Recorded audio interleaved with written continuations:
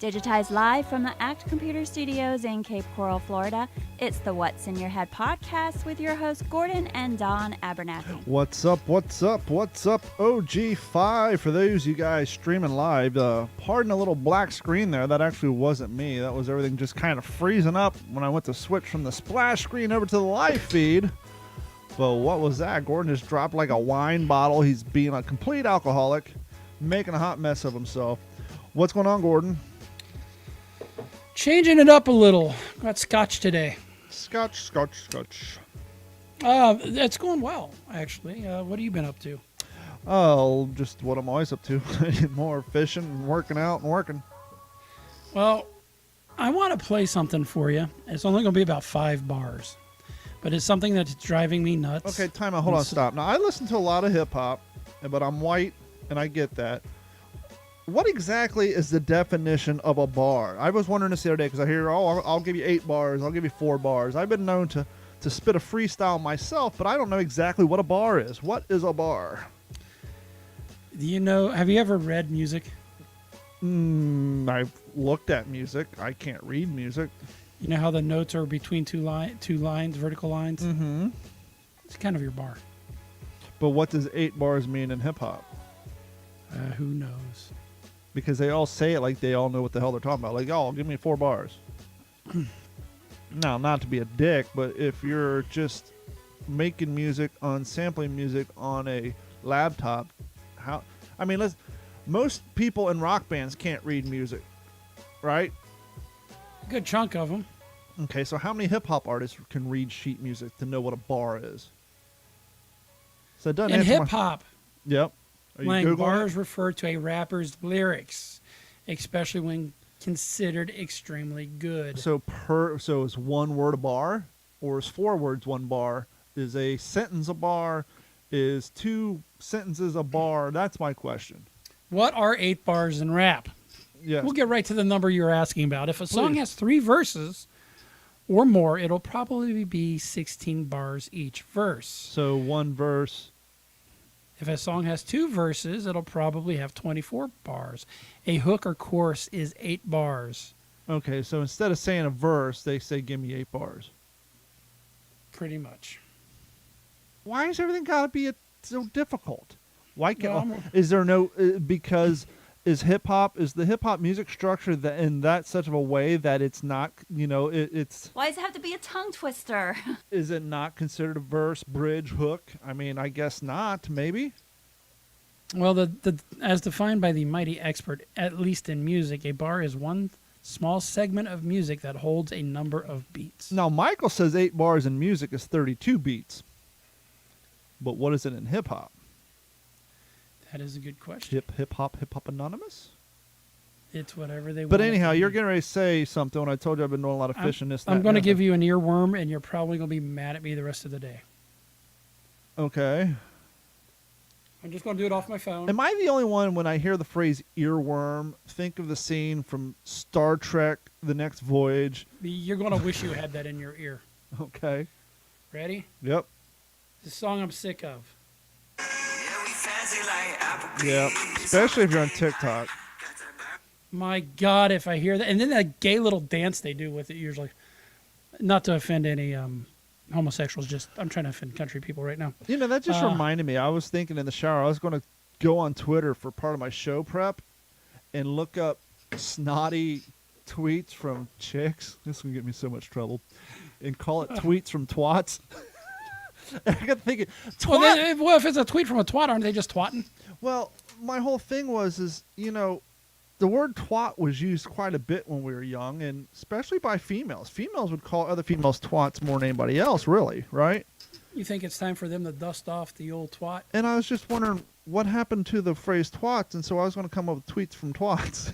Just because of the word. I always joke that when somebody tweeted, they twatted anyway. Yeah, so because if you look at most tweets, it's pretty bad. So I'm trying. It Sorry, goes well with it. I'm trying to get my microphone balanced. It's all over the goddamn place. So I'm actually down at 10 decibels right now because I don't know. Everything's a hot fucking mess.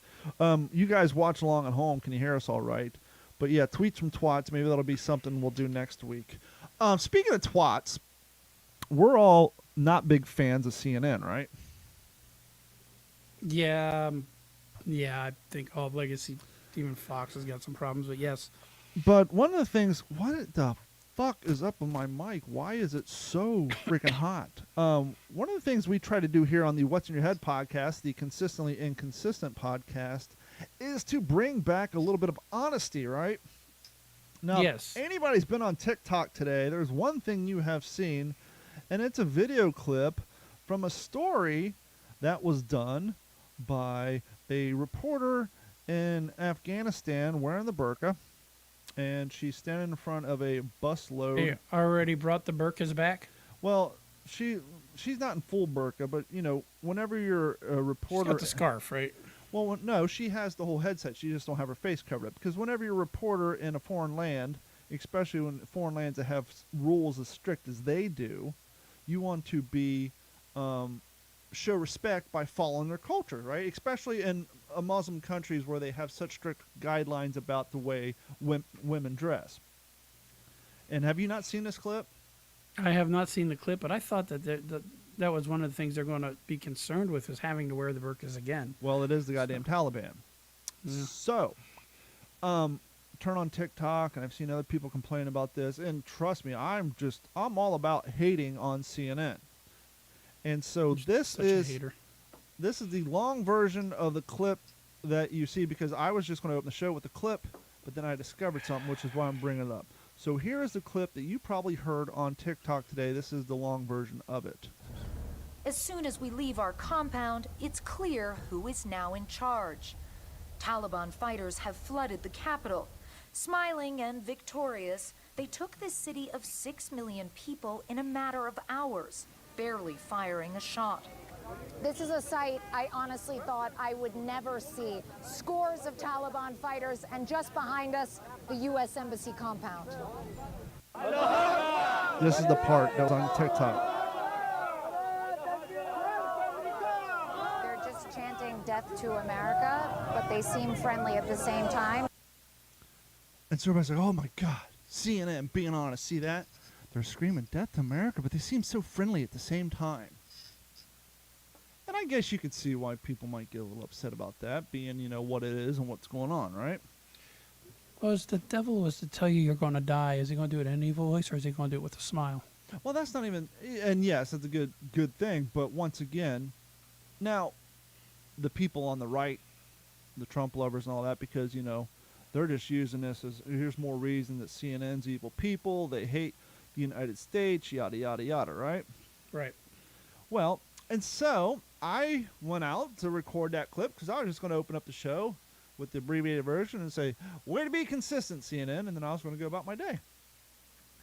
But talking about being consistent, the people who are using this are the Trump lovers and all that, and rightfully so, the people who always say, CNN, you guys are always taking things out of context, you're never playing the full version, yada, yada, yada. So imagine my surprise, not really surprise, but information, hey Kat, when I discovered that clip is the abbreviated clip, Gordon. Imagine that. Could you? No. Really? Not even on the right side? Yeah, the right side they do it too. Yeah, they're both Here just as guilty. is my shortened version of the unedited clip because this new segment was 8 minutes long. As soon as we leave our compound, it's clear who is now in charge. Taliban fighters have flooded the capital. Smiling and victorious, they took this city of 6 million people in a matter of hours, barely firing a shot. This is a sight I honestly thought I would never see. Scores of Taliban fighters, and just behind us, the U.S. Embassy compound.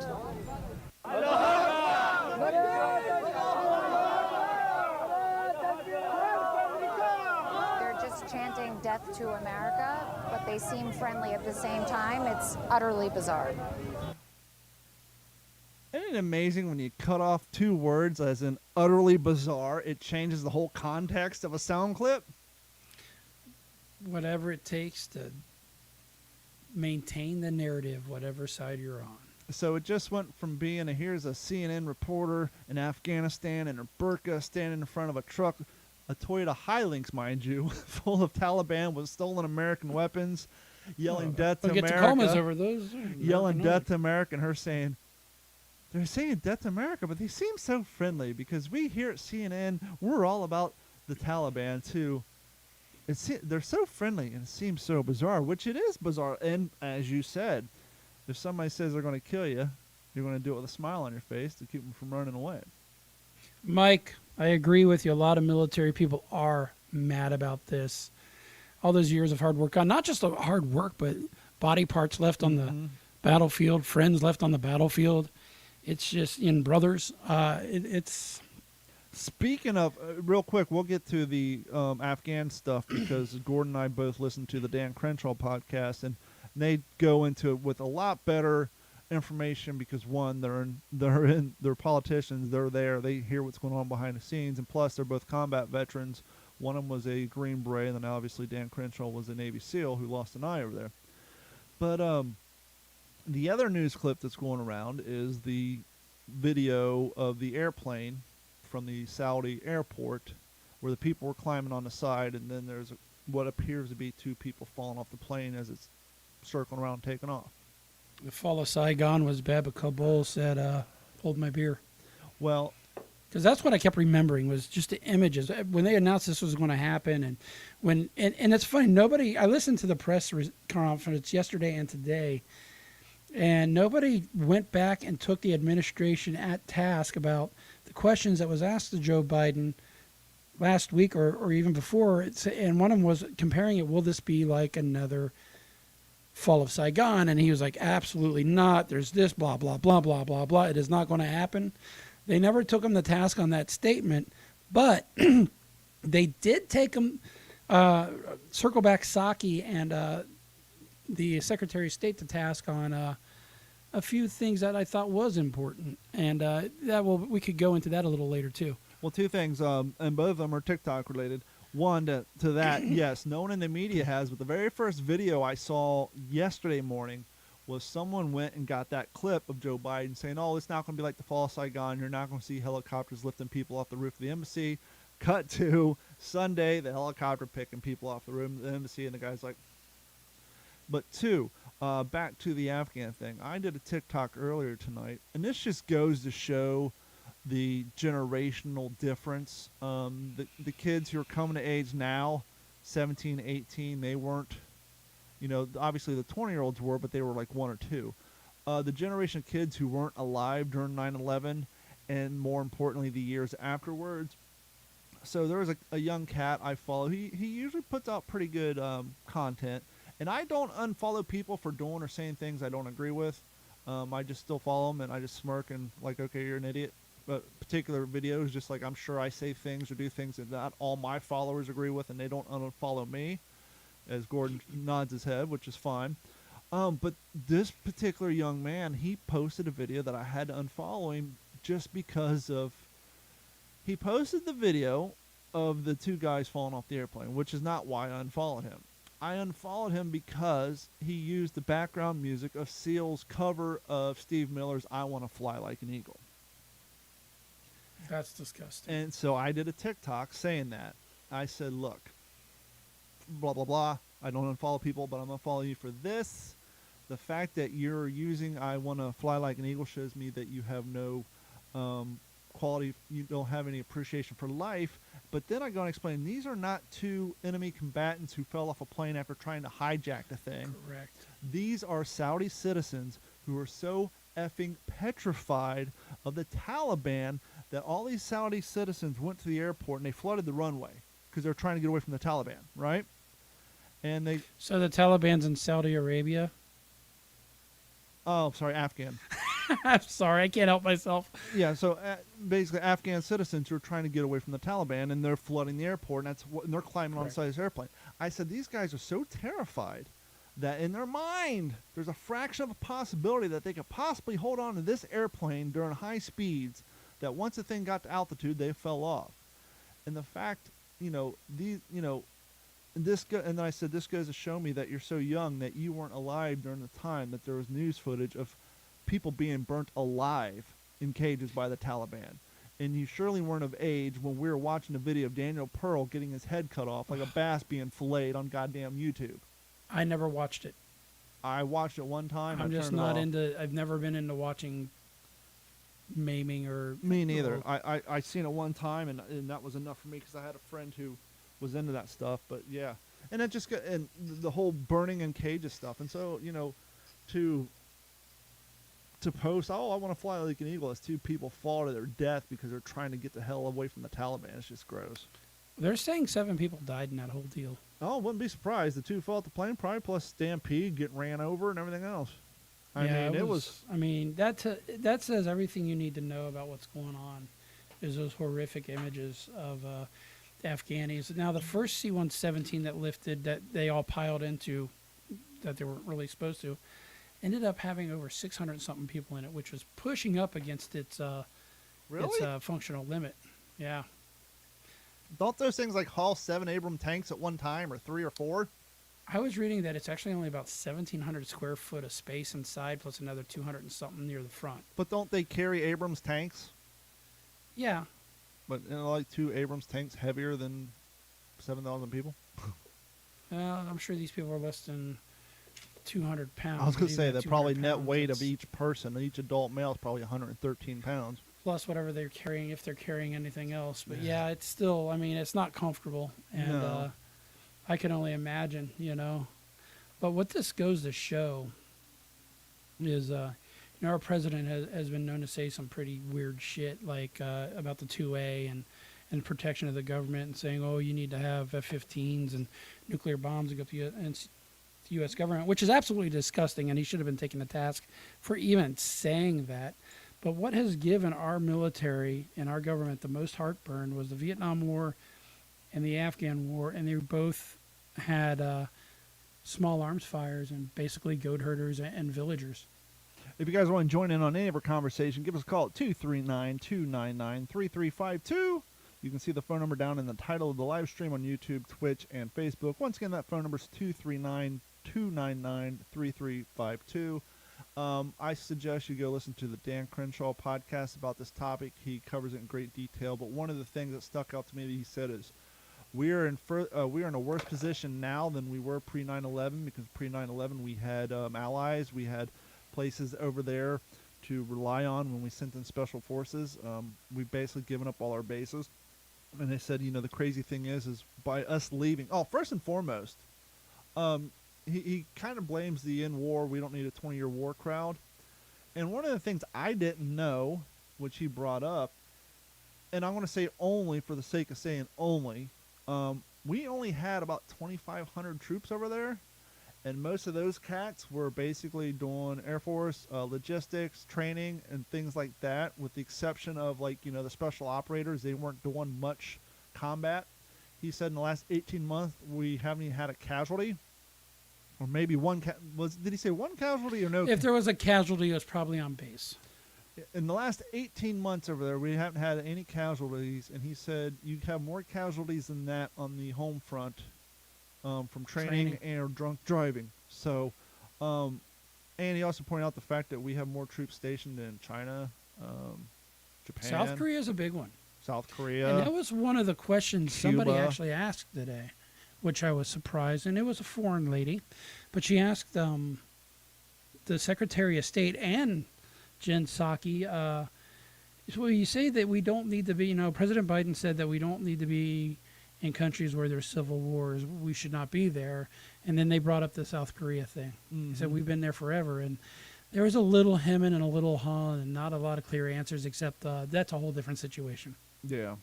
But anyhow, go listen to that podcast. And the other point is he presented, and he said, I kind of agree with Biden when Biden says, we need to start focusing on Russia and China. But to pull all of our assets out of a country that's bordering or damn near bordering that area, so now we don't even have a runway to launch planes from if need to, or have troops stationed close to that side of the area. It's just a huge blunder. Well, I've kind of had a wild thought. Okay, give it to me. The country that really needs our help the most is just to the south of us. Oh, and I it's thought you were because gonna of the say Canada. cartels. Yeah. That's where our military needs to be. Wipe those fuckers out. And Mhm. I said it, Wipe out the cartels, because they're not only behind the drugs, they're also behind the human trafficking. And that's, the to me, smuggling that's across even a the bigger border. point. Drugs suck. They fuck up a lot of lives. But let's be honest, a lot of the lives they fuck, well, At least the people who use the drugs, they do them willingly. Their families, not so much. But the sex trafficking and that horrific shit, that is just fucking gross. And All the people they're bringing across the border right now. I mean, a lot of those illegal immigrants like or 40%. undocumented people are. It's all under the control of the cartels. I don't know what I was listening to. I was listening to something today, and I heard a stat that like 30 to 40% of the women on the border that try to come over here get basically sold into sex slave. 40%. Yeah. And who knows how many little girls and boys. That's fucking and gross. that's just disgusting. Yeah, it's fucking horrible. Let's lighten the mood a little bit. We have a thing. Absolutely. We have a thing here that we call the Netflix binge of the week, and then we change that to the Roku rewatch. We're going to change up again, and I'm buying time as I'm flipping through my 4 different soundboards because I have more soundboards than I know what to do with. So there's that. Okay, here we go. Gordon, this is going to be a super long intro, but for good reason, because it is going to take you back to 1983, sitting in Granny's living room watching Star Wars on HBO for the first time.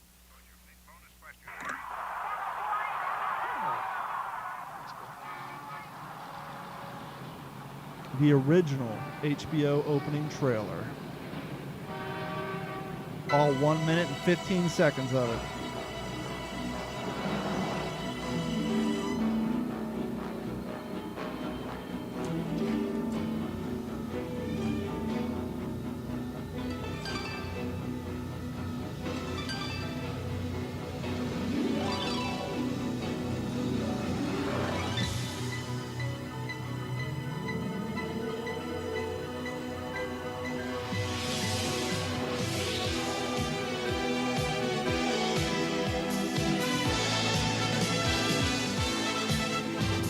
Does that not give you flashbacks? I remember the box with the little slider on it. And you were inside the HBO writing and the purple walls.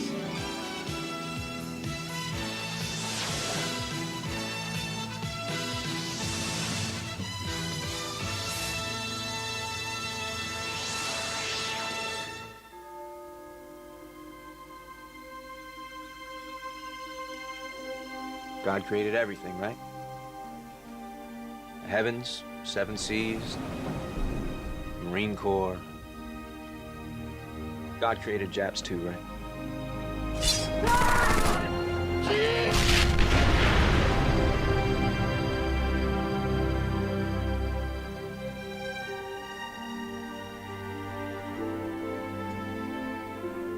So what do you believe in? I believe in ammunition. History's full of wars that are fought for 100 different reasons. But this war, our war, I have to believe that it's all worthwhile because our cause is just.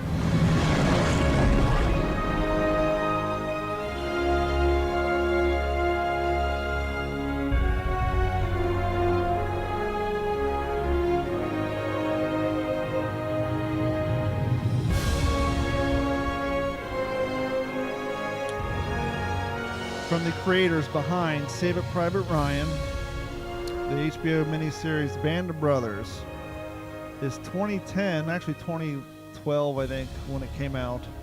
HBO The Pacific, which follows the exploits, if you will, or the story, I guess is a more nice way of saying it, of one Eugene Sledge, Sidney Phillips, John Basilone, Robert Leckie, and their fellow comrades from the campaign of Guadalcanal all the way up to Okinawa and the end of the war, based on books such as Eugene Sledge With the Old Breed, Robert Leckie's book Helmet for My Pillow, and the I didn't grab it, I have it, I'm staring at it right now, Sid Phillips' You'll Be Sorry, and books based on John Basilone. HBO The Pacific, once again, is a fantastic movie series, I guess I should say. And I'm rewatching it right now on HBO, and if you have Amazon Prime, I think HBO is included on it, at least it is on mine, and I don't have HBO on my cable TV. So if you have Amazon Prime, go to Prime Video and see if HBO is included, and watch HBO's The Pacific if you've never seen it. And if you have seen it, watch it again. And if you have seen it, and you're a fan of the writer of this book, one Eugene Sledge, who is one of the main characters of that movie, you want to subscribe if you haven't already. And this is a little cross promotion for the Digital 410 Network to the What's the Scuttlebutt podcast, because the youngest son of one Eugene Sledge will be on the podcast this weekend to talk about growing up with his father, talking about that book, talking about Steven Spielberg and Tom Hanks reaching out to his family for the rights to this book to use it in the show. And if you watch the show, you know that Eugene Sledge did one thing you're not supposed to do in the Marine Corps during World War II in 1942, and that is to take notes and to have any documentation on himself about his whereabouts, where he's been, or where he's going in case he dies and gets rolled by the Japs. That's intel. But one Eugene Sledge didn't follow orders, and he would make notes, if you will, in the margins of his Bible. And that's what he used for after 2 years after the war, right with the old breed. And his son still has that Bible today. I asked him if he could send me a picture or two of it. He said he would, but he keeps it in a glass box because, well, back when they're making the show, everybody from Tom Hanks to Steven Spielberg and everybody else had fingered through it, and it was getting a little weak, and his mom's very protective of it, and so it is in a glass case. Very good reasons. He did send me photos of his father's P-41 uniform that they have in a glass case on the wall, his original K-bar, and other photographs. So once again, go out on HBO and watch the HBO's Pacific, and then download the episode of the What's the Scuttlebutt podcast featuring one Henry Sledge. Henry, if things go right, may come on the show multiple times because, well, he's considering starting a podcast of his own, and he kind of wants to see what the interest is like. And I think he's going to use WTSP as a way to get his bearings behind him in the podcast world. So don't be surprised if he's around for 2 or 3 episodes. So that is all more reason why you should watch HBO The Pacific and then come join us over at WTSP, which we are super excited about. May not mean anything too much to those of you who aren't heavily into World War II, or more importantly, or more specifically, I guess I should say, the PTO, or the Pacific Theater of Operations, and all that. But once again, if you guys want to join in on this conversation, give us a call at 239-299-3352. Gordon, what do you have on your list of shit for today? I don't know, but it may be worth our buddy in New York to give us a call, because there's 1, 2, 3, 4, 5, 6 paragraphs he just wrote. Oh, yeah, That'd Martin. be an interesting one to call. Hey, Martin, give us a call.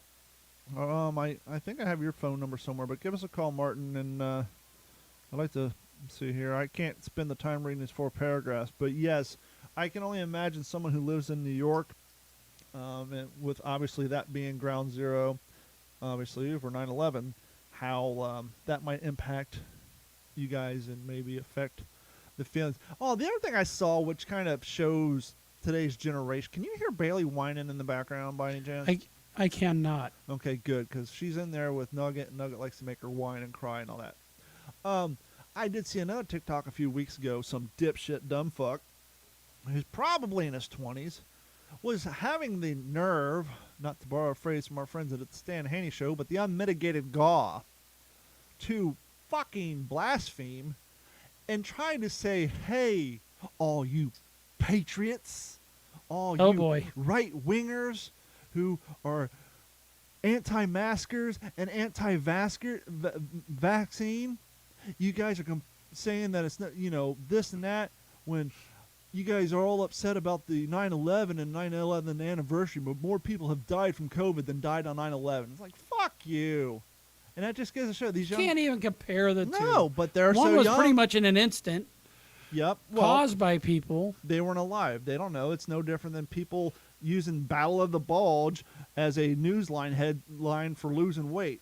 Even though it was a horrible war during World War II where people froze in 30 below zero sitting on the fucking woods surrounded Belgium. Oh, Battle of the Bulge. 42% of the Americans are obese. Well, What's that loudmouth New Yorker's name who he was kind of bitching about the people not getting the vaccine. Oh, you talking about fucking Michael Rappaport? Yeah, Rappaport. And then I believe he ended up having the vaccine and then getting COVID, and now he seems to be kind of changing his tune just a little. Well, if you go back a while, sorry, I'm going to text, Martin wants to know the phone number, so I'm texting while I'm saying this. I used to follow Michael Rappaport on TikTok. Cause I think he's a funny guy. He's a funny guy, and I was a fan of his show. what the hell was the show? The son of the autistic kid. Anyhow, very good show. It's on Netflix. Atypical. And Atypical. yes. Did you watch the recent season? It was Yeah, good. I watched all of it. But I stopped, and I complained about this before. I stopped following Michael Rappaport when his son was using the fact that his father's famous, and he's from a famous family, and he's becoming an influencer. And we talked about when you put yourself in public eye, whether you're working in radio and people call you up and yell at you and threaten to beat your ass or whatever. When you put yourself out there in a public eye, you have to be willing to take what comes with it, with the exception of death threats, obviously. Well, apparently... And being doxxed. Yeah, well, apparently some kids were giving him some grief on TikTok, calling him names and all that, to the point where Michael was using his influence to get people with the know-how to trace these people back, finding out they were in middle school, find out what middle school they went to, and then calling the principal at the middle school and making him responsible to punish these kids for stuff they're doing on the internet on their free time. And we went on talking about how is it, if it's not a kid at their school that's going to cause a fight when they get to school, how is a principal at a middle school responsible for one of his students bad-mouthing a kid across the country in their own free time? And so that's when I stopped following Michael Rappaport. But anyhow, I just sent you the phone number, Martin. Give us a ringy-dingy-doo. Yeah, I thought that was interesting. And I did have a horrific incident this morning. In the bathroom? I wish. So I'm getting ready for work. It's a little earlier than normal, and I went to pull up the blinds for our cat so we could just have some light in the room. And I look out at the window as one would do when they're opening up blinds, and there is my naked neighbor watering his dogs in the fucking yard. Like balls ass naked or like underwear naked? Ass crack and back sack, bro. Now, does he have a wall around his house? Yes. And they actually sit 5 feet lower than us, but right from the upstairs window, direct shot. Did you open the window and catcall him?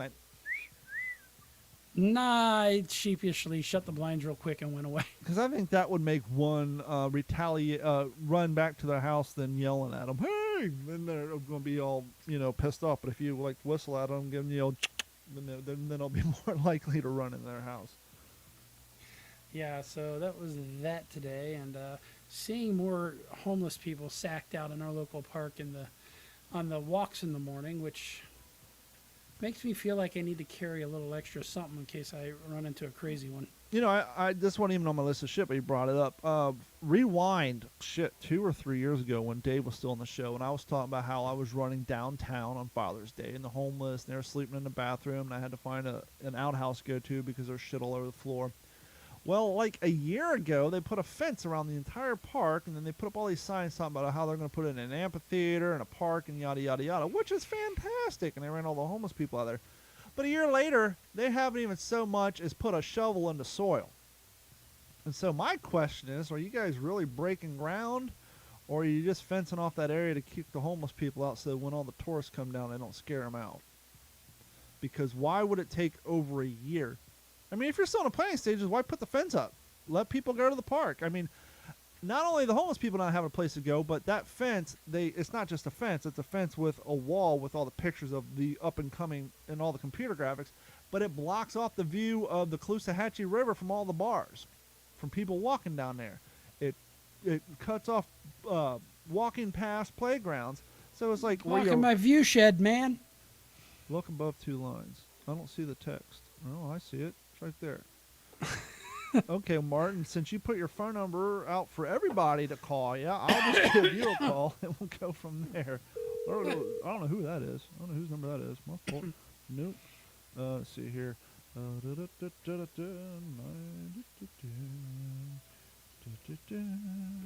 camera's out of focus again. That's nothing to look at here anyway. Go on for it. Here we go, Martin.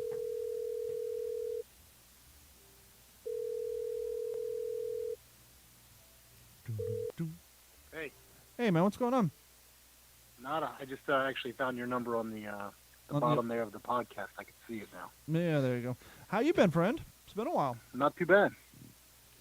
So, what is the overall feeling? And well, first and foremost, the last time we talked to you, you and your family kind of scurried out of the city to go up into New York State to get away from all the COVID lockdown and all the insanity. Are you still in New York State, or did you guys go back to the big city? I just was back there this whole weekend getting some things to come back up here and hide out and whatnot because we still had stuff back there, but we wanted to. We had various gift cards and things because as of yesterday, if you're not vaccinated, you're not allowed to dine in or go do anything. And seeing as we're not vaxxers, is that in the city or statewide? That's in the city. Okay, no big loss there. Yeah, go. So go. no protests like they had in France. No, it's. I think their biggest issue that they're not coming to terms with is the fact that I would say I don't know what percentage of people aren't even back in the city, but I'd say it's pretty dang on high. And they're doing like welcome home. I don't know if you've seen these concert series. They've got these lineups of all these people, and the only way you get to go is if you're vaccinated. So, they're bringing in big stars to these concert series and whatnot, and they're saying, the city's coming back. But really, one of the indicators is the Metro cards, because a lot of people take the public transportation cost out of their checks to save on taxes, and the numbers of people who do that are nowhere near the numbers that they once had. So is Metro going to have to cut back on labor as far as people working? Oh yeah. Do they still have the DOE? What's that? Now this may have went out years ago. One, I've never been to New York City, and two, have the people who used to sell tokens, have they been replaced by machines, or is it all digital now? What's the turnstiles at the subways like? So when I got there in 2002, the summer of 2002, like I didn't even know what a token was, and then I found out about it, but it was all cards, and then probably maybe 10 years or so after that, like Citibank and a few local banks kind of did this tap and go, kind of like what you see now with the tap and pay. Yep. But those were only on certain lines. But, there was very little success with it. But then now, I think now that technology's come around and whatnot, it looks like they're trying to go back to like sort of a tap and pay system and completely do away with the Metro cards altogether. And you just have sort of a one and done tap and pay kind of card. But, it's even gotten so bad where they used to, like, if you had like a bunch of cards with like 20, 30, 40 cents, because the numbers never add up for what you put on the card. You could just go up to the booth and be like, hey, here's like 15 cards, can you all put it on one card for me? And they would transfer it over. Well, now they don't even have anybody working the booths, and they never will. Those jobs are gone. That's kind of what it seems so long ago, but when I moved down here, we have toll booths, obviously, because we're in Florida. When I first moved down here, we actually had the old school toll booths you can drive through and throw the handful of change at, which was always fun to cruise by at 10 mile an hour and see how many of them go in the basket. And then they got rid of those and replaced those with full-time people wearing cool Hawaiian shirts, who I'm sure was getting paid a city and or state salary. And then once COVID hit, they realized, hey, we already have cameras that take pictures of people's license plates, so we go after people who don't pay toll. Why pay salary? Why provide health insurance? Why employ, 6 people working 24 hours a day, 7 days a week, with the exception of holidays and whenever we have to open the tolls up for evacuation? Now it's just drive on through, and if you have a easy pass, we'll take it out of that. If not, we'll just send you a invoice for $1 in the mail. And those jobs will never come Costs back. more money to send the invoice than the actual invoice. Well, what they do is they send it out once a month, and then it'll be like an invoice for $14 or whatever. But once again, all those jobs will never return. What they do here in New York, same thing, is they've done away with all of the toll booths. And if you don't have an Easy Pass, I forget the markup of, like, let's say it's like $13 to go across the bridge. If you don't have an Easy Pass, it's like $20. They mark it up because they had. Dear Lord. They had to mail it to you, so you get like I forget what percentage is, but it's enough that it would make you go, shit, I should get me one of those easy passes. This reminds me, and I haven't done any rideshare driving in weeks, but at the height of the pandemic, I was doing some rideshare driving to make a little extra cash, and I was picking up these cats from New Jersey one night, and the guy and the girl were in the back arguing, and I couldn't help but get involved, and they were talking about the leeway pass that you put on the window to go through. And he's like, yeah, on my motorcycle, I have two. I got one for the leeway pass, and I got one for New Jersey. And so whenever I'm down here, I got to put the one from New Jersey and wrap it in tinfoil so I don't get charged twice. And then when I'm up there, I got to wrap the one from Lee County in tinfoil so I don't get charged twice. And she was, all right. And at one point I said, well, if they both work in the two different states, why not just have one? You don't understand, because he was drunk. And so he kept, no, you don't understand, because then I'll get billed twice. I know, I understand, but my point being is if the New Jersey one bills you down here, and then Lee County, just have one. They work in both places. Well, no, because you get residential benefits. So, like, if you have a New York City one, like, for instance, Staten Island, the biggest complaint about the Staten Island people is they get a deal, a cheaper rate coming into the city, and then you don't pay going to Staten Island. So the big argument's been that it should be an equal amount going both ways. So instead of, let's say, $20 one way, it'd be 10 and 10. Yep. But if you're a resident of Staten Island, you might only pay $5. So wherever your pass is registered to, for instance, when my parents come visit me from Ohio, we debated whether or not they should have gotten an easy pass or for New York, because it would have been cheaper.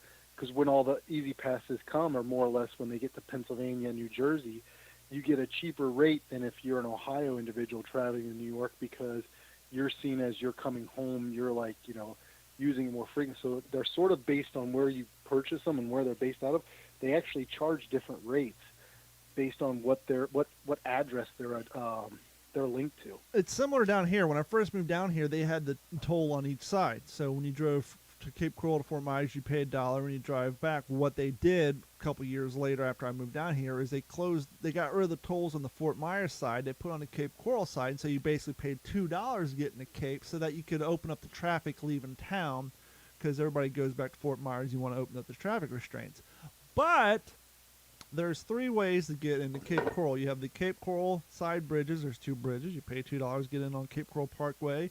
You can come down the other set of bridges on Veterans and pay $2. Or, as we were just talking about downtown Fort Myers, if you drive across the old school Edison Bridge, it's free.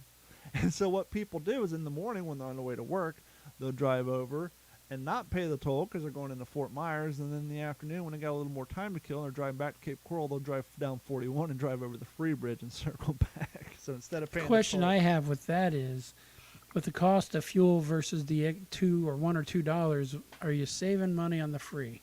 Yes, because once again, prior to them just being keep driving, don't stop back in the day, when you had to either have a pass or stop and either give the teller $1 or slow down to throw quarters in there, that creates traffic. And so you're burning that much amount of gas idling, sitting on the bridge waiting to go through. Versus, well, your comment about it being a different cost going each way, I feel that's the same way with Vegas and flights. I feel like as a resident, it costs us more to fly out of here and do a round trip than it is somebody trying to come in to visit. Let me ask you this, Martin. Do you guys have a lot of toll roads out there? Yeah, I mean, it's getting more and more so. Do you find that whenever your family come in and they're driving around using Google Maps, that Google more often than not will send them through the toll roads instead of taking them the other way? Is this almost as if they're going to kick back from the state?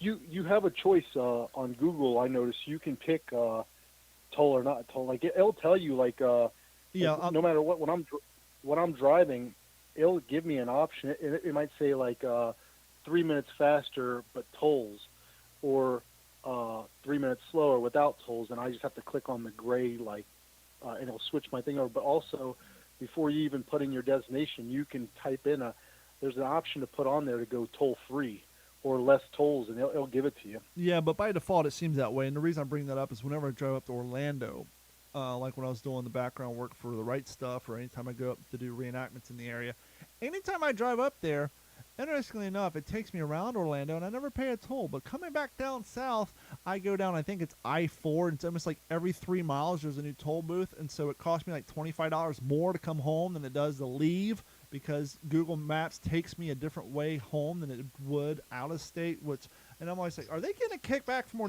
the city of Orlando to direct people through the tolls to make more money? Wouldn't be surprised. Wouldn't know. Before we let you go, 2 things. One, before we get to the 9/11 stuff, because that's what he called, Cuomo, he's gone. Who's going to replace him, and how does everybody feel about it? So today, kind of interesting. I'm a big AM radio, local. So 2 things. So he came out, and I don't know if he Twittered or if he Facebooked or what he did. Tweets and but twats. He pretty much came out and said, I should have gone with the impeachment. I would have beaten it, and I wouldn't be going through this. So then, Jesus Christ, today, he just will not give up, will he? There was actually like local talk about the fact that come 2 weeks from now, he might let this all go over, and they're kind of worried that he might actually go, you know what, I'm not really stepping down. Forget it. I'm still governor. I'm not resigning. Yeah, because he's got like 4 more days or something. There was a lot of chatter that that essentially this Afghan, the whole Afghan withdrawal, that it sort of has taken him off the front page, News cycle. And everything be forgotten, and that Nice distraction. there for was Cuomo. serious talk. There was serious talk from more or less like not even right wing media, from the left wing, that what's the odds that maybe he might say, you know what, I'm back. Well, if he were to step down and not get impeached, does that give him the ability to rerun? Not that anybody's going to vote for him. Yeah, that's one of the reasons why they're saying he did it, was that by him, not doing it. And actually, there was a whole to-do about the fact that a lot of the details of the impeachment were going to be squashed. And one of the things is that they want it to be sort of hot off the presses, because they're actually afraid that he might go back and say, I'm not actually resigning. So they want to have it hot and ready to be able to publish at a moment's notice of like all the details of what they would have thrown at him in his impeachment. But I thought that was kind of interesting. So who knows what the heck's going to go on with this guy in the next week or two. So I mean, he was after scandal after scandal. He had the whole nursing home thing. But one of the biggest things people don't know about during the time was he procured like billions of dollars to have all these facilities completely transferred over. And at the end of the day, like facilities that were supposed to house 1,000 people didn't see one body. Well, we know he never used the hospital ship. Yep. Yeah, he never used the hospital ship. I mean, there was a lot going on. And then another thing, too, is he's a big car buff. There was a big scandal with the fact that, because he's got a lot of bad luck with these state troopers. One of the state troopers was, giving it to his daughter, and he had the guy, sent to Buffalo. Yeah, I heard about that. Hey, I'm Italian. We have show games. That's how we move our money around. It's like the New York equivalent to sending them to the Siberia in Russia. Yeah. I'm going to send you to Buffalo, And, New York, and make you work the streets during the wintertime. Go hang out with angry cops. They started noticing all the state troopers' vehicles were like outside of the mansion. Well, they typically have like 4 or 5 parking spots underneath the mansion in the garage. Well, word has it that I forget how many millions he spent of public dollars to have a whole garage revamped so all of his luxury cars could park in there and kind of have himself like a Jay Leno garage. Hey, it's better And on so, the clear coat. all the state trooper cars are on the street. And the thing is, you can't get into the mansion because it's his public, or it's his private residence while he's governor. But there was all these, contracts and stuff, all these contractors and videos and pictures of like people going in and doing something to this garage. But yet, if you're telling me you're remodeling it, why are all the state troopers' cars that were once parked underneath there still out on the street?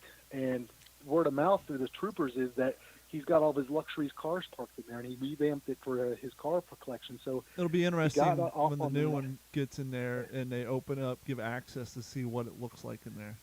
Yeah, it sounds like a lot of white envelopes changed hands. What is the overall feeling in New York about what's going on with the Taliban, the upcoming 20th anniversary of 9/11, and the threats and the hypothesis of a retaliation or a re-kickstart, if you will, of an attack and all that.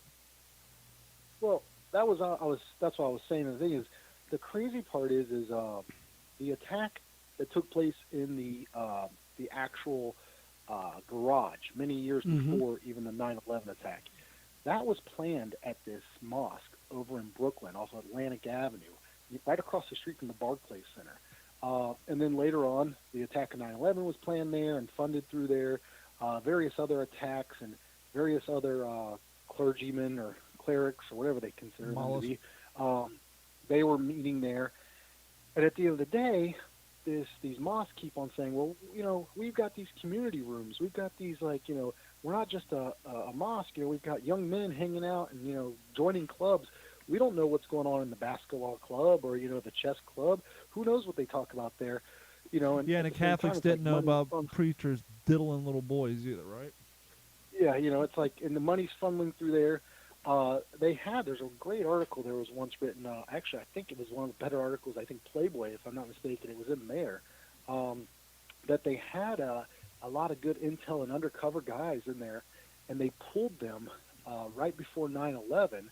But point being is, there's a lot of major mosques. If you Google them and you see what crazy connections there were there and what they know about these places, but in today's 2021, with the mayor we have, you can't, because of woke culture, you're not allowed to go in and actually do some intel, because that would be profiling. So who the hell knows what these people are up to, and if they're doing it in the backyard. So you're starting to get a lot of you see on social media people calling for more surveillance of these places now, because of the fact that, hey, hit me once, shame on me, hit me twice, after the fourth time, it's like, every time we've been hit, they've been planned in these mosques here in Brooklyn, in New York City. You got to go, maybe go check out the mosques in the next 2 weeks or so before, September 11th happens. Maybe check to see who's hanging out there. Who knows, And the mayor didn't respond to the questions they were asking about, is there any sort of intel being taken in these? And it was kind of the sense of well, we don't profile anymore. Yeah. That's profiling. It's like, no, that's called intel. Go ahead, so, Gordon. Who knows? I'm about to shit on my own point. I was going to say America. nothing, they got their backgammon club, and nothing shady ever happens during a game of backgammon. And then come to find out is they're not allowed to play backgammon because it's got dice. So. Well, kind of like Dan Crenshaw said on his podcast, people talk about how the 20-year war and all that. And so one thing people don't realize is our activities over there for the last 20 years has prevented additional 9/11s over the last 20 years. And now that we're gone, because as he said it, when you're on the run and you're worried about where you're going to sleep tonight, you don't have time to plan another attack. Exactly. Yeah. Well, Martin, thank you so much for calling. We're going to get on to the news and a few other things. You got one more thing? Go ahead. No, I was just going to say, it's craziness. It's going to be interesting with the 20th year anniversary.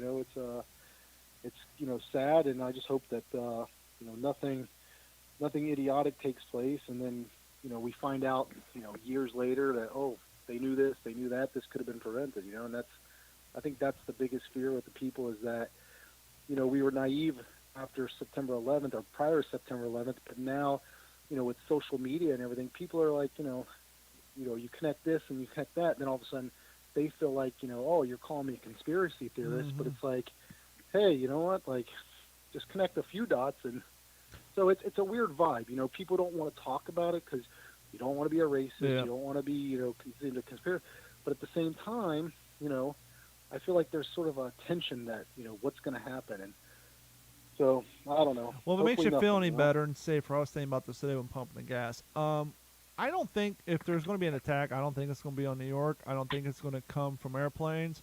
Gordon, you may be a little more concerned. I'm thinking if there is going to be an attack, it's going to be coming through the Sodom and Gomorrah at my doorstep. Well, it's going to come through the southern border. I think we got the whole airplane thing well taken care of. I can't imagine anything's going to come by sea unless they got some surface air missiles that they got tucked in a shipping container somewhere. We'll still figure that out. There's a bunch of them just floating off the coast. Exactly, so. But if there is another attack, it's either going to be from a sleeper cell that's been here in this country for years, or it's going to come up through the southern border. I don't think another airplane driven attack is gonna be the route of any potential thing. But hey, Martin, keep us in the loop and let us know anything produces up there. And have a good one, man. You too. I enjoy it every weekend, guys. Later. Thanks do for a great calling in, job. man. Bye-bye. Bye. Martin Mazika, a friend of mine from high school, and we've had him on multiple times. He actually moved to New York from Ohio to be a school teacher in Brooklyn, of all places. But before we get to the news, I just got one more thing. Actually, we got two more things. So Gordon suggested a TikTok lesson of the week, and so we're going to do two of those today because one of them is actually going to be kind of conspiracy, but interesting in its own right. Let's see, where did I put Gordon's? There it is. Okay, hold tight. Here we go. Hit this here. And now for the What's in Your Head podcast TikTok lesson of the week. Hey, bro. What? When somebody breaks into your house, do you call 911 right away, or do you wait to see if you need them? Why do I call 911? You call 811. Why the fuck would you call 811, my guy? That's who you call before you dig a hole. And if I wasn't drinking my drink, I would hit this in time. And this has been the What's in Your Head podcast TikTok lesson of the week. And now for the What's in Your Head podcast TikTok lesson of the week. I wanted to see what would happen if I sent my pet lizard DNA into 23andMe. And so with the help of my wife, we extracted enough saliva to send off in the mail. We were so excited to see the results. After about 3 months, we were shocked. My lizard was 51% Ashkenazi Jewish. He was also 48% West Asian. This was really interesting. They also gave us a little bit of his background and his history, what he liked to eat, etc. Let us know which animal's DNA we should send in next. Now, take this with a grain of salt. There's multiple pages doing multiple stories on this. This one's from naturalnews.com. Man sends lizard saliva to 23andMe for DNA testing, exposing total fraud of the company's claim for human ancestry. Before I read the story, if you think about it, they are probably one of the leading DNA testing companies around, right? Yes. And now I'm going to say they probably got hundreds of They're owned thousands. by a pharmaceutical company also. I forget which Actually, one. hold on. They're owned by, they probably get hundreds of thousands of DNA swabs sent to them, right? Mhm. Now, when I was on the Stan Haney show, when 23andMe was getting up and running, Dave, who used to be on this show, said, hey, guys, we should have our DNA sent into 23andMe, and we did it, and all of our results were damn near the same. Was that actually through 23andMe? Yes, it was through 23andMe, and they were damn near the same. And I get to thinking, well, how many DNA swabs can they possibly run through in a day? If they have machines doing it, if they have people doing it, how quick can you unpackage them, send them through, and why doesn't it take years to get your results back? But anyhow, according to Natural News, man sends lizard saliva. Actually, I saw the video on TikTok, and then everybody started picking up on it.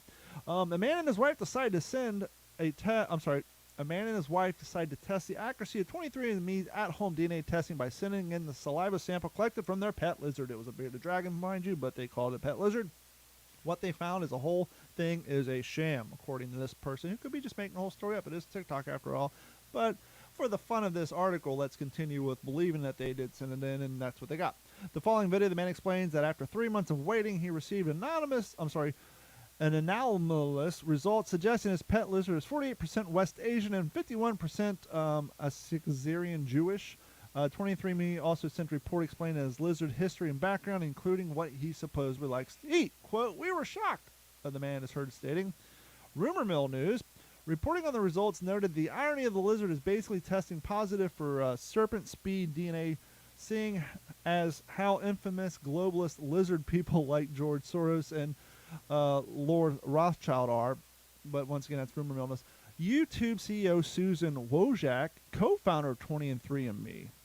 The discovery is timely as 23andMe just made their debut on the American stock market after merging with Richard Branson SPAC. 23andMe was co-founded.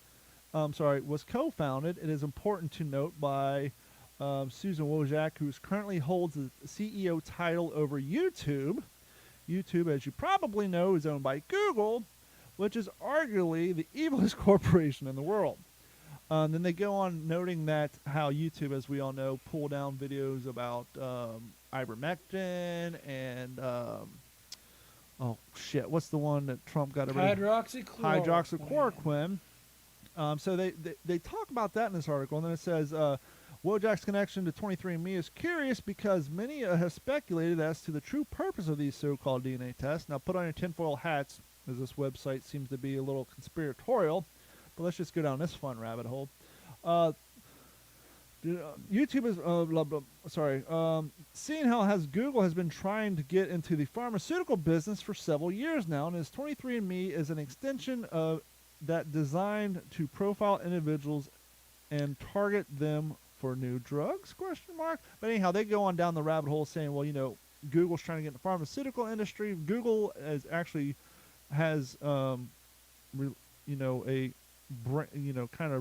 ties to 23andMe, and is there any truth to this, or is this just their way to catalog everybody's DNA?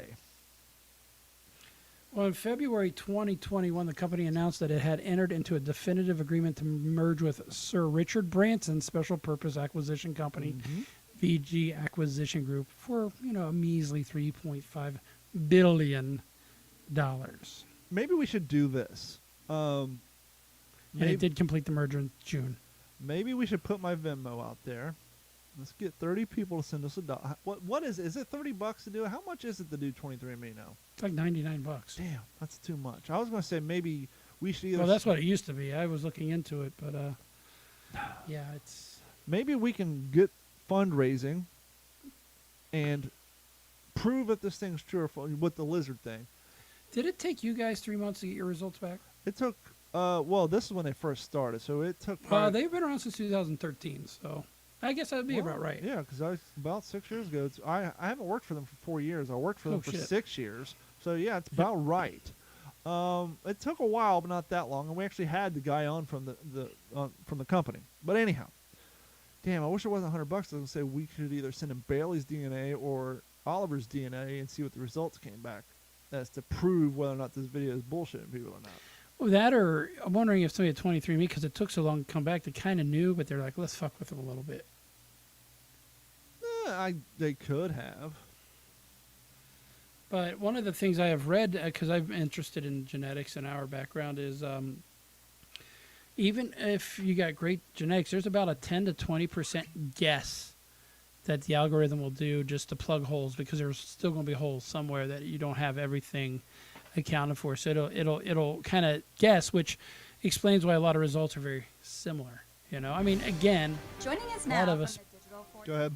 I hit it too early. I thought you were done. I was trying to line up Again, that pause in your I mean, voice. a lot of us, depending on your ethnic background, do come from a similar area, and Europe isn't that big. Yep. So it's hard to say. Joining us now from the Digital 410 West News Desk in Las Vegas, Nevada, Gordon Abernathy. Gordon, before we get to the news, I guess I'd be remiss to say that this episode of the What's in Your Head podcast has been brought to you by our friends at Act Computers. Act Computers has been providing IT solutions for all Southwest Florida since 2004 and to the rest of the world since, 2010. So even if you don't live in Southwest Florida, give them a call at 239-283-1120 or hit them up on Facebook. And with your assistance, they can log into your computer through their website and help you with all of your computer issues, with the exception of internet troubles, obviously. But if you do live here in Southwest Florida, they can help you with your internet issues too. So if you need computer repair, network expansion, servers, yada, yada, yada, anything IT related, give them a call at 239-283-1120. Go over to act-capecoral.com or look for them at Computers on Facebook and tell them that we sent you to them and help support the cause. And speaking of supporting the cause, got 2 more requests for you. One, head over to the new d-410.com. Don't know if you noticed, Gordon, I changed the website about, a month ago. It's completely different. Yes. Head over to d-410.com, click on that Patreon link, sign up for Patreon. It's only $1 a month, and maybe if enough of you sign up, we can do the whole 23andMe scam. But that'll help support the show. And while you're at d-410.com, if you click on the social media link, you'll see a link to our YouTube channel. We are like 49 people away from 500, so if you want to go sign up for our YouTube, we're trying to get to 1,000, but we'll be happy with 500. You can go support the cause that way. And more importantly than all that, if you don't want to do any of that, but you enjoy the podcast, simply share us with your friends. Say, hey, guy, you like podcasts. You're sitting in that front loader all day. you got an 8-hour shift and you're only listening to 3 hours of podcast, why not add another hour to your list and send them a link to us, and they can download us on iTunes, Google, Spotify, Stitcher, Google Music. For some reason, Google Play is the only one that if you pause the show and get out of your car and go back, it starts from the beginning. Gordon and I once thought, well, maybe it's because we play in stereo. Maybe because we offer full audio quality, that for a while you guys may not have noticed that the show was in mono. I did that to shrink the file size in efforts to maybe think, well, maybe Google will not restart the damn show. It didn't help, so we went back to stereo. So just fuck Google. Don't even support them. Listen to us on iTunes, Stitcher, Spotify, what have you. iHeartRadio. If you got a Roku TV, iHeartRadio is built into it. You can turn us on in the background. But anyhow, like and subscribe and give us a review and share us with your friends. And that doesn't cost you a dime, quarter, a nickel, or penny. It's been a long time since we've heard our friends over at Nappy Roots. It won't cost you a thing. But if you do have a sign up for the Patreon. Now, Gordon, it's time for you and the news. Oh, one more thing. Sorry. One more thing. Sorry. I've been out fishing a lot, and there's a fan of the show who has been fishing with me. You guys may have seen him on the YouTube video. He reached out to me. His name's Michael. Michael from Personal Best Baits said, "Hey, man, have you thought about starting a fishing podcast?" And I said, no. I got too many podcasts, and I don't know enough about fishing. And then I said, unless I were to call it the I Don't Know How to Fish podcast. He's like, because I've been thinking about it. Long story short, Michael is going to start a podcast, and I told him, go for it, but I will help you because doing a podcast is kind of easy. Doing it consistently is hard, but all you need is a microphone, a computer, recording software, and something to talk about, and Bob's your uncle. The hardest part is the hosting, the distribution, and how to get it out there. So I told him to record a podcast. If you want me on once or twice to interview me or help you out, I'll be more than happy to. But long story short, he's going to do that. And the likelihood is very high that the Digital 410 Network will have a fourth podcast on the channel that I won't have nothing to do with. I am right there. So I'm happy to announce there's no name for it yet. But coming soon to the Digital 410 Network will be a fourth podcast that I am not on, and I'm very excited about that. And if you're listening at home and you're in the same predicament where you want to do a podcast, maybe you've already got some microphones and mixing boards, and you're like, well, how do I get it out to the world? Where do I host it at? Send me an email at info@d-410, because we're trying to grow the Digital 410 Network with podcasts that I have nothing to do with. So there.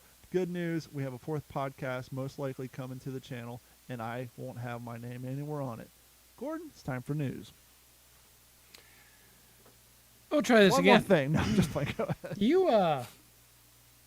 like to collect historical things. You find value in history. I'm surrounded by it right now, and if I wasn't worried about my camera, I would give you all a preview, but go ahead. Imagine going into a concealed attic space. This is up in Geneva, New York. Mm-hmm. This property was sold in December, and discovering a picture that's going to have a starting auction price of $5,000. That's pretty good. The best I can come up with that didn't happen to me. On the Fail to Fail podcast, we had my friend Christopher P. Stanley. And he bought a house in Cleveland. I want to say Cleveland. That was built in the 30s. And he had a new HVAC system put in. And the air conditioning guy came down very ecstatic. They had found in the air ducts a brand new, unopened, still sealed in the cellophane green pack, important, green pack of Lucky Strikes. Why is the green pack part important? Because the green pack was only around from like 1942 to 1943 before they went back to white to save color on dye for the military. The reason they went to green for that short period of time is they didn't want the guys walking around on the battlefield with a bright white pack of cigarettes. And they are valuable. If you even find an empty pack of green Lucky Strikes, they can go on the eBay for hundreds of dollars. He has a brand new pack and still in the cellophane that was found in the walls of his house that was built in the 30s. That's the closest I can come to what you were describing. Well, this 20 by 16 inch photo was found in a concealed attic space, as I said, in Geneva, New York. Rochester Democrat And Chronicle reported Tuesday that David Whitecomb, an attorney, is now the owner of the building, has worked with an antiques dealer to bring some 350 items that he has discovered in the attic, including this historical photograph. And you may wonder what it is of. It is of Susan B. Anthony. Wow. The auction, the photo was taken by Geneva photographer James Ellery Hale in 1905, just months before Anthony's death. It was selected by the Susan B. Anthony Memorial Association as her official photograph. This framed copy is thought to be one of only 4 that exist, according to the auction listing. And it's that is a nice piece of history to come across. And it's very of the time. I'm looking at the photo now on Google. It's your basic side shot of her with her black tunic on and the white with the bun. It's just your standard profile shot of the day. And it almost looks like it's, I mean, it's so, the ink back then was so rudimentary, it almost looks like a pencil media sketching of it. Which adds almost a little artistic Mm-hmm. to this. So cats like lasers. So does dogs. Bebop loves the laser pointer. Well, people like using lasers. Bebop is passed For the fuck out cats. behind me. Well, this story out of a familiar town by the name of Kenosha, Wisconsin. Mm-hmm. Some good news out of Kenosha for once. This lady decided to play with a laser and a cat. But what's interesting is this laser was on a handgun. Oh, jumping Jesus on a pogo stick. So it's going to be time for a Do I need to get this PSA. ready? What happened was this Wisconsin woman accidentally shot her friend while using this laser sight to play with the cat. People are Laser dumb. sight being on the handgun. A criminal complaint charging the, guess the age, 32. if you were to play with a cat with a laser and it happens to be on a 67. 19-year-old woman Okay. with the negligent use of a weapon. Now, was this a Glock or was this one of those Berettas with the built-in They laser? don't even It's a say. It's small- probably an add-on Olight or whatever Well, laser. They have those small. I think it's a Beretta. Our aunt has 2 of them with the lasers built into it, and they're super tiny. Could be that. They're like 38s. But she was visiting her a friend's Kenosha apartment on Tuesday afternoon, where a 21-year-old man had brought a handgun. The woman, who a witness said had been drinking, picked up said handgun. Which, lesson number 1: secure your firearm. Yeah. Turned on the laser sight and was pointing it at the floor to get the cat to chase it when the gun went off. Lesson number 2: Keep your finger off the trigger. Always keep it indexed. Always pretend that keep every your firearm. booger hook off the bang switch. And lesson number 3: Always make sure the pretend fucking that thing every is clear. firearm you have in your hand is loaded, and you'll never be the guy on the news for accidentally shooting your cat. When the gun went off, well, the gun will only go off by one way. The man who was standing in the doorway was shot in the thigh, according to authorities. He left and went to another apartment where police found him after responding to a 911 call, not 811. And his pants were very moist. Yes. A tourniquet was applied to his leg to stop the bleeding, before he was taken to the hospital. There's no word of his condition, but I imagine everything's okay. But the authorities said he was facing charges of violating a bond condition, which prevents him from having a weapon.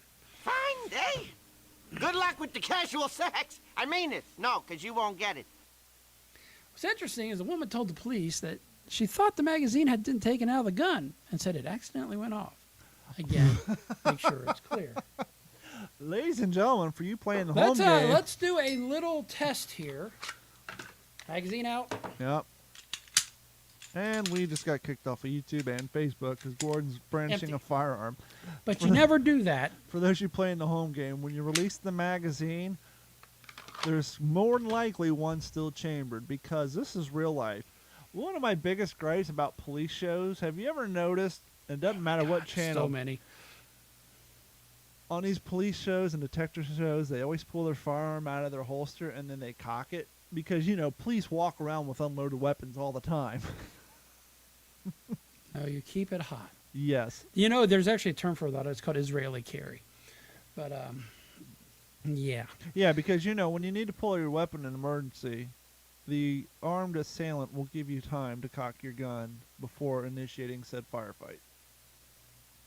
Or not. Or not.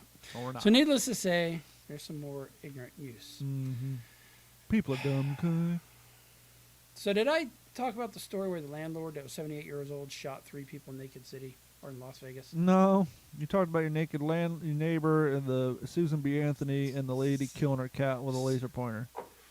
The cat shot her friend in the thigh. So there's an area of town right up near Stratosphere called Naked City. And I was reading this story, and I'm kind of running it over in my head, and hopefully this is not the sign of things to come. But Las Vegas has released a report of a man accused of shooting 3 people and killing 2 last Tuesday in a neighborhood known as Naked City. Police said, and this is what's kind of ironic, that the call came shortly before 12:30 a.m. about a shooting on West Chicago Avenue. When the officers arrived, they found a female laying face down outside the driveway. Female did die on the scene. A male victim was taken to UMC trauma with approximately 9 gunshot wounds. Just 9? Yeah, just 9. So We got word from 50 Cent. 50 Cent said, "On my head." Back to you, Gordon. One Arnaldo Lorenzo Sanchez, 78 years old, who lived in the home and rented it out to various people, was arrested for the shooting.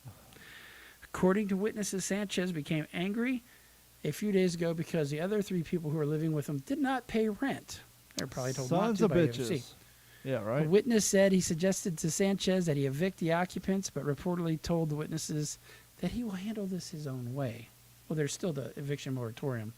Police interviewed another man who lived in the house. He told police that he was in the back room when he heard several gunshots. When he went outside the room, he saw Sanchez standing in the hallway, smiling and laughing. Lopez's roommate then opened the door to Sanchez, reportedly began pushing his way in, and then heard roommate yelling "no," woman screaming, and after that heard several gunshots. Jesus. The black semi-automatic handgun. Do we got to be racist? Yeah, I was going to say, why do they got to bring race into this? Was found under a bush on New York Avenue. Sanchez refused to answer any questions at the police headquarters and requested an attorney. Sanchez faces 2 charges of murder and 1 charge of attempted murder. So one of the thoughts I had, and I had a discussion with somebody also in his 40s, 50s. Well, the guy has nothing to lose. Health care is going to be paid for. He's going to have 3 hots and a cot. He's 78 years old. How much longer does he got? Yeah, right. So hopefully we don't see more of this crap. But that's going on. And then one more from Las Vegas. A former Las Vegas maid charged with practicing medicine in a converted garage. 47-year-old Las Vegas woman who used to work as a maid has been arrested for practicing medicine. According to the arrest report, one Diana Hernandez, also known as Amelia Sacaldo Ramirez, why are so many names, told police that she had always had an interest in practicing medicine but did not have any formal training or licensing. She also admitted that she knew practicing medicine required school licensing and, all the other crap. Who's got time for However, that? she only completed some type of correspondence course from the Red Cross. PSA number 2 today. Even if you get your CPR and your Red Cross first aid, you still cannot practice medicine. When I hear home correspondence, I think of VCR repair, gun repair. Exactly. Police believe that she was injecting hormones and antibiotics into both men and women in a converted garage outside of the home on Colbath Street. Well, at least she wasn't putting near rubber East cement Charleston in people's butts. Boulevard and Christie Lane. Police reportedly had found business cards inside the home for a family doctor under the business name of NHC, Natural Health Counselors. The cards also had the word "Ask for Diana" along with the business hours and phone number. Inside the garage, police found a bed with a thin plastic covering where a person would sit. They also found a set of white drawers with several different types of medications inside of it. Initially, Hernandez reportedly she was only dispensing natural products, but when asked about the hormones and syringes, she admitted she was selling injections for about $20 a pop. Nice. Hernandez told police that she was a maid until she hurt her arm a few months ago, and that's when she began practicing medicine. So needless to say, she was booked on several charges, including acting as a medical practitioner without a license and possession of controlled substances with intent to sell. And we got a new sponsor, if you will, for Gordon's News. Let's hear it. Today if you have the right skills. To get those skills, you really need to train on the right kind of equipment. That's what the people here at ICS believe. They're the experts in at-home career training. Take a field like computers. You'd need a PC to learn on, right? This is what you get when you take the ICS PC Specialist course. And just look at auto mechanics or accounting. All this delivered right to your doorstep. Just call this toll-free number for a free brochure that gives you all the facts. Choose from any one of these programs: high school, TV, VCR repair, computer programming, electrician, animal care specialist, auto mechanics, PC repair, bookkeeping, legal assistant, medical office assistant, hotel restaurant management, learning the personal computer, electronics, or get your degree. You can major in business management or accounting. ICS gives you everything you need, so call right now. Call now for the free information Sally Struthers spoke about. Then decide if you want to train at home for a better career to make more money. Call 1-800-367-8700. That's 1-800-367-8700. Would be worse if that was called the IBS Career Center. That's what I was thinking. The IBS Career Center for the people with irritable bowel syndrome. This concludes the evening news, and now back to the ACT Computer Studio in Cape Coral, Florida. And that's going to... Evidently, she actually had IBS. Yeah, right? And that is going to wrap it up for this episode of the What's in Your Head podcast. We want to thank everybody for coming on, and thank you, Martin, and thank you, everybody, for hanging out with us like you always do. And please, like I said before, share us with a friend, share the love, let everybody know we're here. Share us with an enemy. I don't care. Share us with anybody. Share us with people who might be offended with us, because people who are offended often listen the most to see what we're going to say next to offend them. And generates actual more interest. And so thank you guys so much for everything, and we will talk to you all later. This has been a Digital 410 production.